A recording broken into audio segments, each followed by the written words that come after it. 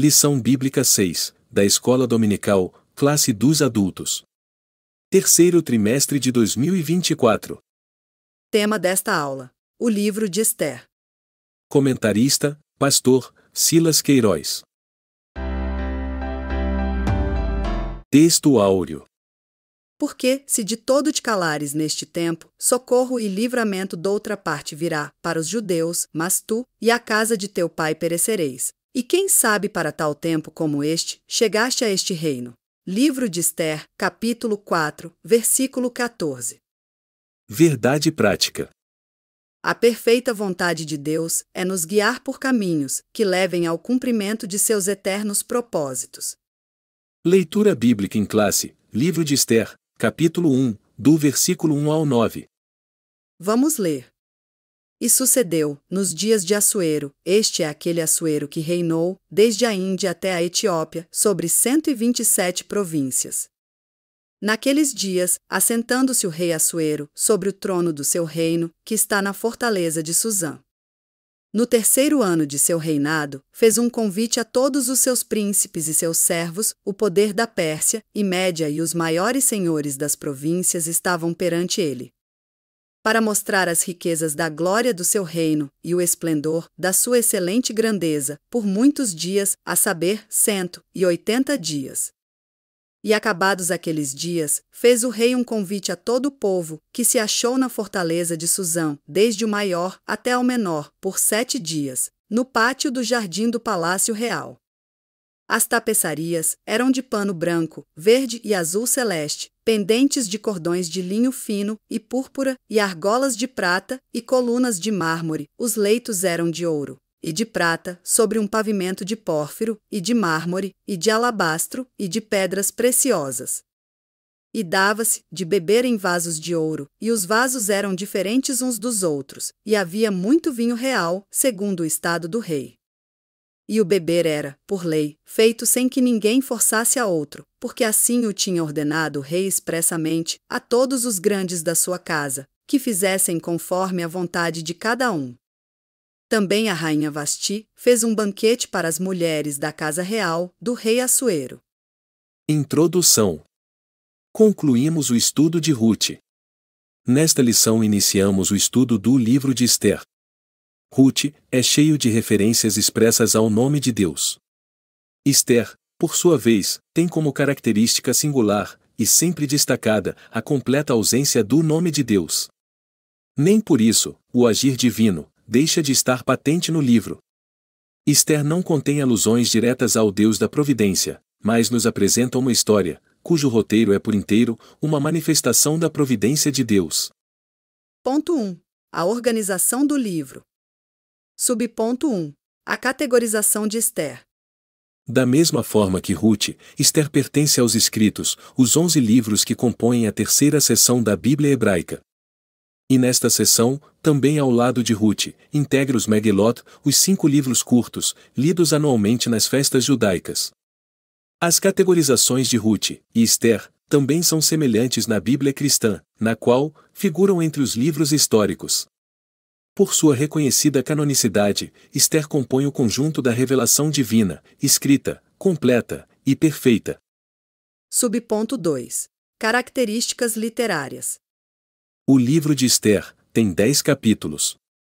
Dentre suas características literárias, destaca-se sua objetiva historicidade, vista na expressa referência ao rei persa, Assuero, e em vários outros detalhes factuais, além de seu caráter de fonte primária, para a festa de Purim, anualmente celebrada pelos judeus.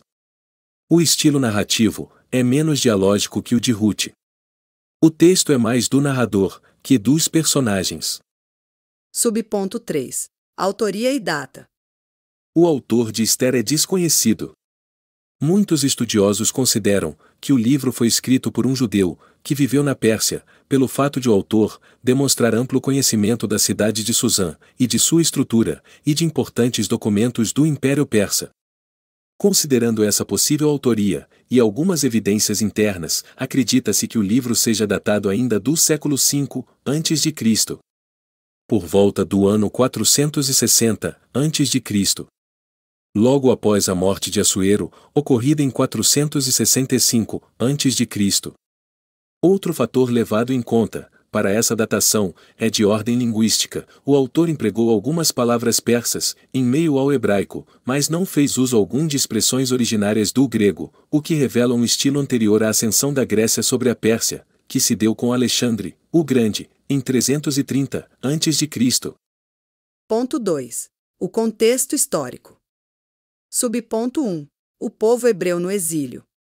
Para uma melhor compreensão do contexto histórico do livro de Ester, é importante mencionar o final do período da monarquia do povo hebreu. Em 722 a.C., houve a queda do Reino do Norte, sob os assírios. Pouco mais de 100 anos depois, Judá, o Reino do Sul, foi levado para o cativeiro babilônico em 3 levas, 605, 597 e 586 a.C. Conforme Jeremias havia profetizado, o exílio na Babilônia duraria 70 anos. Foi um período em que Deus tratou com Judá, principalmente para extirpar a idolatria, que havia contaminado a nação. Deus abomina todo o pensamento, sentimento e comportamento idolátricos. Por isso, nada em nossa vida pode ocupar o lugar que pertence a Ele. Subponto 2. O fim do exílio. Ao mesmo tempo em que julgava Judá por sua idolatria, o Deus eterno, juiz de toda a terra, exercia seu justo juízo sobre a Babilônia, por sua iniquidade. Antes, já havia julgado a Assíria, como profetizado por Naum, Deus não tem o culpado por inocente. Em 539 a.C., Ciro venceu os babilônios e anexou seu território ao Império Persa. Logo no primeiro ano de reinado, despertou o Senhor o espírito de Ciro, rei da Pérsia, e o fez decretar o retorno do povo judeu para Jerusalém. Daniel havia se humilhado diante de Deus, jejuando e orando fervorosamente para a restauração de Jerusalém, confessando os pecados da nação de Israel. O ensino bíblico a respeito de nosso relacionamento com as estruturas de poder terreno é sempre confiar na soberania divina, buscando, com humildade, a intervenção de Deus em nosso favor. Agindo assim, poderemos ter uma vida quieta e sossegada, em toda a piedade e honestidade, e contribuir para o cumprimento do maior propósito de Deus, que é a salvação de todos os homens, inclusive dos que não governam segundo os valores divinos. Subponto 3. O pós-exílio. Ester registra fatos ocorridos na capital do Império Persa, Susã, entre o primeiro e o segundo retorno dos judeus para Jerusalém. Estima-se que mais de 1 milhão de judeus viviam na região da Babilônia. Mesmo com o decreto de Ciro, que permitia a volta para Jerusalém, a maioria absoluta dos judeus decidiu pelo que lhes parecia mais cômodo, permanecer nas cidades que ocupavam na Babilônia. Somente cerca de 50.000 voltaram para Jerusalém no primeiro grupo, liderados por Zorobabel, no segundo ano do reinado de Ciro, no ano 538 a.C. Esse período da história é narrado do capítulo 1 ao capítulo 6 do livro de Esdras. Entre o capítulo 6 e o capítulo 7 há um intervalo de aproximadamente 60 anos. É na segunda metade desse período que se passam os fatos do livro de Ester. Ponto 3. Propósito e mensagem. Subponto 1. A providência divina. O principal propósito do livro de Ester é registrar o cuidado providencial de Deus com o seu povo, a despeito de suas escolhas fora de seu propósito. Ao decidirem permanecer na Babilônia, sob os domínios do Império Persa, os judeus olharam para a estabilidade, que imaginavam ter conquistado, não apenas no aspecto econômico, mas também cultural, social e religioso. Os persas tinham fama de benevolência com os povos que dominavam, principalmente quanto à liberdade religiosa. O retorno a Jerusalém exigia renúncia e disposição para uma viagem penosa e para a dura reconstrução de uma cidade totalmente destruída. Para muitos, pareceu melhor ficar na Babilônia. Há caminho, que ao homem parece direito, mas o fim dele são os caminhos da morte. Livro de Provérbios, 14, versículo 12. Subponto 2. Uma falsa estabilidade. Ester nos transmite como mensagem o perigo de confiar nas falsas estabilidades que as estruturas do mundo nos oferecem e costumam parecer mais vantajosas. Estava tudo indo muito bem em Suzã, até surgir a ordem de extermínio total dos judeus. A falsa segurança foi embora. O povo de Judá dependia novamente da intervenção divina para sua sobrevivência. Esther nos mostra Deus agindo mais uma vez, movendo as estruturas humanas, agora, no grande e poderoso Império Persa. Seja qual for a circunstância, é melhor confiar no Senhor do que no homem. Subponto 3. A festa de Purim. O livro de Esther tem como propósito, também, registrar a instituição da festa de Purim, ordenada por Mardoqueu, depois do grande livramento, que os judeus receberam. Purim é o plural da palavra, pur, que significa lançar sorte. Conforme Esther 3, versículo 7, Amã lançou sorte, para fixar o dia da morte dos judeus. A festa comemora a frustração desse nefasto plano, diante da providencial ação divina, para a libertação de seu povo. A soberania de Deus não encontra limites. Ele age em qualquer época ou lugar, para cumprir seus propósitos. Conclusão.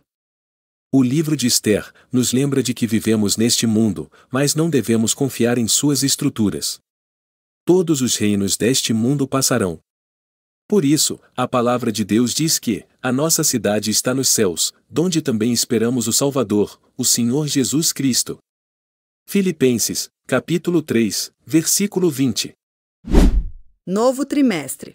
Novas lições da Escola Bíblica Dominical. A nova revista da Escola Dominical, durante o terceiro trimestre de 2024, abordará sobre o Deus que governa o mundo, com base nos livros de Ruth e Esther. Pensando nisso, a revista digital Cristão Alerta preparou os melhores subsídios bíblicos para ajudá-lo em cada tema da revista dominical da classe dos adultos. 3 motivos para você pedir agora a nova revista Cristão Alerta.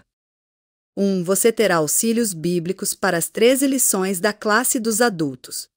2. Conteúdos ricos em informações. 3. Conteúdos para ler no seu celular ou computador. Solicite agora os novos subsídios bíblicos. Veja o link na descrição abaixo deste vídeo.